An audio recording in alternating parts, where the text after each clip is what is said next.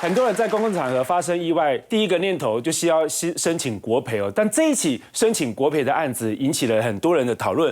就在高雄文藻大学，有一位女生，22岁，她今年毕业，刚找到工作，但是她不会骑欧多拜，所以怎么办呢？她到了文藻大学旁边有一个便道，靠近大水沟的旁边哦。她半夜10点的时候骑的摩托车，那我在想，她的想法可能很简单，就是我不会骑嘛，我不要横冲直撞，我找一个比较偏僻的、没有其他车的地方。但她选的偏偏是一个人行道，可以看到这个地方虽然有护栏，但护栏非常矮，所以当她踩油门加速的时候出状况，就冲出去了，整个人掉到大排大水沟里面了。后来经过急救，到了半夜1点多，不幸往生了。爸爸妈妈到现场里面看了，非常非常的伤心欲绝。女孩子功课这么好，然后也即将要踏入社会，要好好的工作了。爸爸看了现场很生气，说不能让女儿白白牺牲，一定要提出国赔啊！他指出的缺失有包括，他说步道的铁链啊，还包括护栏都已经断裂，反光镜损坏了。但我有点讶异，反光镜跟他女儿这个踩油门冲出去的关系是什么？他说主要是这个护栏铁链啊，高度只有20公分。那附近很多的民众看到说，你这个地方就人行道啊，上面还有瓷砖，你怎么会选这一个地方来练？然后旁边就是一个大水沟，甚至呢在出口地方就有一个禁止通行。高雄水利局也说，其实我们有告示，一般的人啊，还有包括一般的机车啊，一般的机车是没有办法进去的。网友有一些不同的意见说，这个地方可以骑车吗？不能骑，你还找大水沟的地方哦，请教彬哥。这当然是一个悲剧啦。那可能他们当时太轻忽了。然后第一个，你要练车，它本身是新手，然后晚上那么黑，然后旁边地形你又不是很熟悉，在那个地方本来就会增加危险性。那他想要去提国赔，当然是可以提，可是我认为会过的可能性不高，因为那里本来就不是一个让你练习车的地方，所以你自己进去本身已经违规了。所以你进去违规了，那你再要提出国赔，我认为这个可能性很低啦。但是我必须讲，在实务上来说，我们很少有人会去驾训班去练车。大部分的人都是自己随便找个地方练一练就上路了。大部分都是这样子，然后再去考驾照。所以其实最近有人在问问题啊，你们去考驾照的时候，请问一下你怎么去的？绝大多数人都自己骑摩托车去的。正规来讲，你要找有驾照的亲友载你过去。理论上是这样，理论上了。对，但是实际上呢，没有。就是说那一段路是无照的。所以这就是我们国家长期就是小新很心虚的笑了一下。没有，因为以前我有一个咨询，问说如果他想要知道他有没有酒测的话该怎么办？他说你要走路到警察局吹。我说，可是有些人就骑车去吹怎么办？那你就会现场被逮捕。这就很简单的道理嘛。所以我觉得长期以来我们有太多的灰色地带。其实我说真的，我们对汽车考照相对比较严，规范也比较多。可是机车这种一直就是轻轻菜随便。那重型机车我们现在已经比较讲究了。可是轻型机车的部分还是，其实也不算轻型机车啊，就是非大型重型机车这一块。那基本上就是大家自己随便练练随便。所以我觉得政府未来既然我们要保护民众的安全，那也要维持证照的制度的话，应该是要加强这一块，也就是要开办非大型重型机车的这个驾训班。然后要求民众一定要进去这些驾训班训练，才能够考照，而不是让他自己随便练，然后随便考，这样才能够杜绝意外发生。不然我从小到大这一类的意外我已经看过太多次，因为我自己一大堆同学都是这样。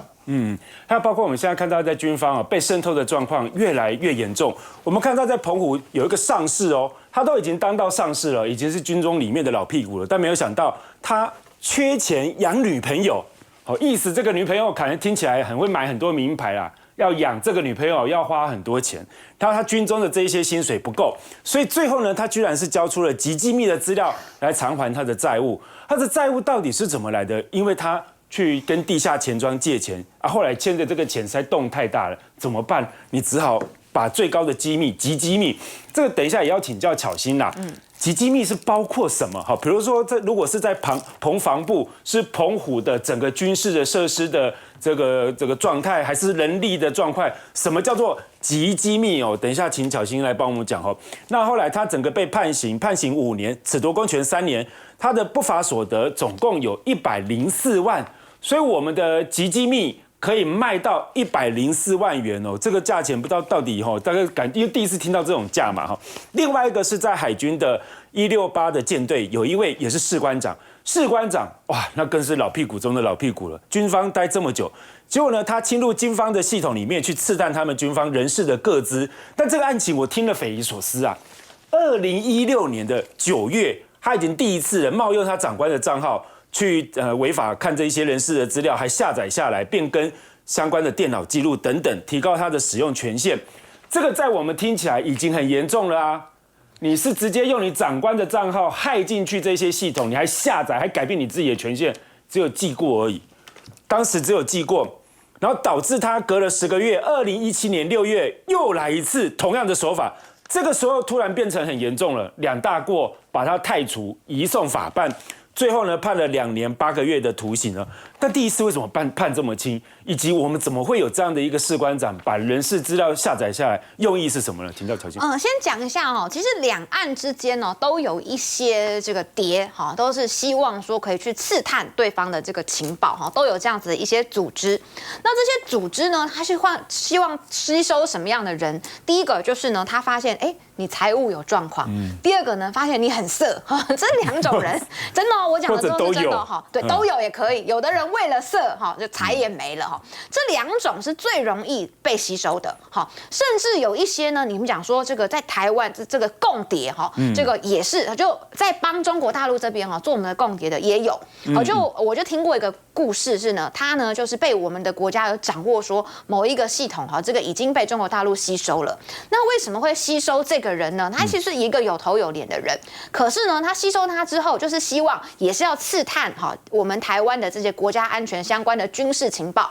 那分2种，一种是人力的配置，一种呢就是说我们军事的这个配置哈，它就是要有这个配置图，就人的配置或武器的配置。对，人的配置跟武器的配置，这个是他们最希望能够取得的哦。那还有呢，就是一些政治上面政坛的这个机密，如果说是更高层的话，他们希望可以打听到这些情资。那呢，后来就有掌握到，就是说有某一个人哈，他们当然最后都没有揭露哦，到现在都没有揭露，因为你一揭露之后，掌握这个讯息的人，你可能整个都被拔掉了也不一定。但是呢，像掌握到那个人呢，就是有在外面呢，这个应该可以讲吧，嫖妓哈，有在外面，他有在外面这个性交易，对，性交，我们要比较中性的字眼，中性的字眼，他性交易，那他平常有这个癖好之后呢，就被人家。就是侧录，他就找了一些人，然后去侧录之后，那这个就抓到把柄了。抓到把柄以后呢，他就希望说，那你就替我们呢来收集一些情报的相关的工作，那他们就只好就说，好吧，那我就来帮你哈。那这个事情呢，就也被我方都有掌握到，所以呢，其实这不就听起来像色戒一样了？对，这个就是很像是色戒，那它真实的会发生在就是两岸现在的谍报情形里面。现在还有这样其实现在都也还有，就我们有，他们也有，然后互相掌握这个情资，然后彼此知道，也不见得会翻过来，因为你翻过来之后，可能你会导致说双边人员的一些伤亡，或是说你可能就要坐牢等等的，所以大家就是暗自的去了解这些情况。所以我们在讲到这个，像这个人呢，他就是因为缺钱嘛，缺钱之后就可能会被人家希望说，那既然你缺钱，那我可以提供给你，可是我希望你提供给我的对价关系就是那可能有一些机密的资讯，我刚刚讲的这一类型的。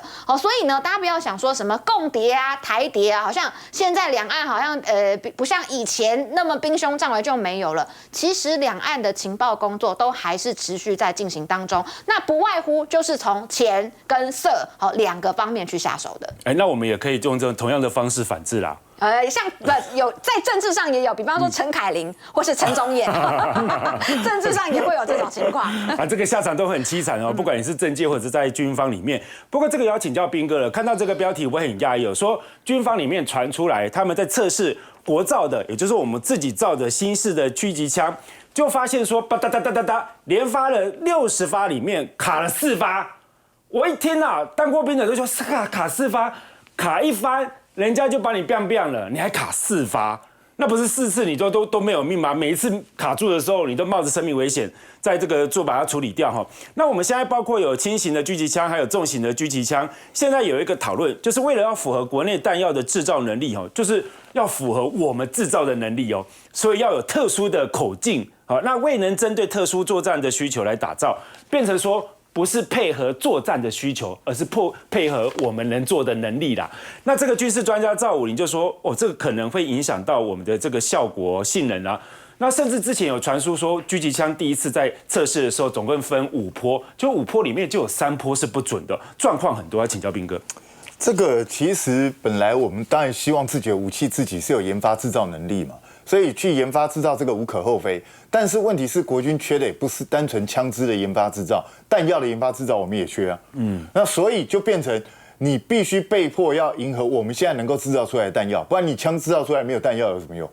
所以这也是一个不得已的选择啊。我觉得这个本身无可厚非。那现在就是说，我们一般来讲就是.5口径的，也就是12.7以下的，我们称为人员杀伤的这种枪，就是一般的轻型狙击枪。那.5以上的，就是我们以前.5以上叫50口径嘛。那50口径以上，现在其实甚至到2公分的、4公分的这种弹头都有。那问题是我们目前大概只有.5口径的可以用而已，所以就12.7的。所以我们目前就研发这2种，但这2种到目前为止都没有办法验收，一拖再拖，已经拖了好几年。那这个当初是一个叫简逢龙的中校，他负责研发，研发之后交货的时候，其实据说当时过关的时候，全部都是最低标准过关。然后最低标准过关之后，后续测试都没过，但是测试没过，对不对？但是人家升官了啊，他已经升上校了。绩效不好，然后升官啊？为什么？因为他是严德发的女婿啊。就这么简单。朝中有人，背景不一样。那是实际上就是这个样子，变成当时像我们反对回来，就当时他明明都是非常低标，那为什么会让他过？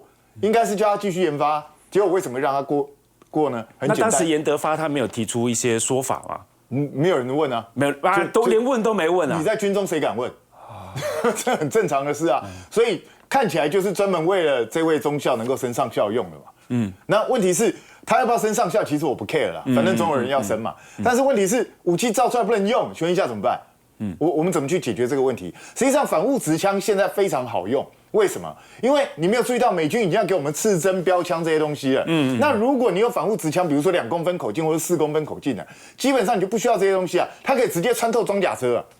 你直接用个狙击枪就可以直接打穿装甲车，那这种武器不是很好用吗？而且隐蔽性相对又比较高。因为你刺针标枪你都要站起来射。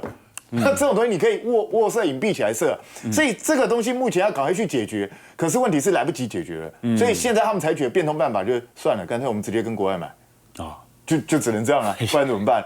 因为台海目前看起来，根据赖清德的说法，中国要打台湾，危在旦夕了，你不赶快买怎么办呢？因为研发不知道到何年何月。小新1分钟请教一下，那你有听过类似这样60发卡了4发？60发卡4发的话，哇，我觉得现在尤其是兵役延长1年哦，看到这个讯息，很多人会很紧张。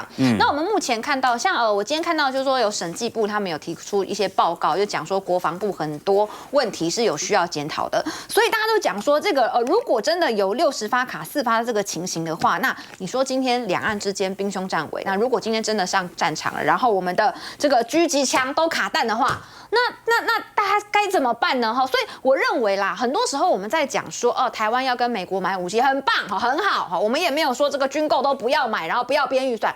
可是我们是不是要先把我们现有的武器、现有的装备，包含我们之前讲的防弹板，到底做得怎么样了？然后呢，我们这个高装检，到底呢是有成效，还是从左边营区搬到右边营区？这种所谓的军中的旧习、陋习，是不是你第一轮你要先做改变？那还有止血带。先前那个手炸掉了嘛，然后就有止血带，竟然是我们的军官他们自己买的。先把给军人的设备设施做好，再去考虑说跟美国军购吧。好，我们更多话题休息一下，马上回来。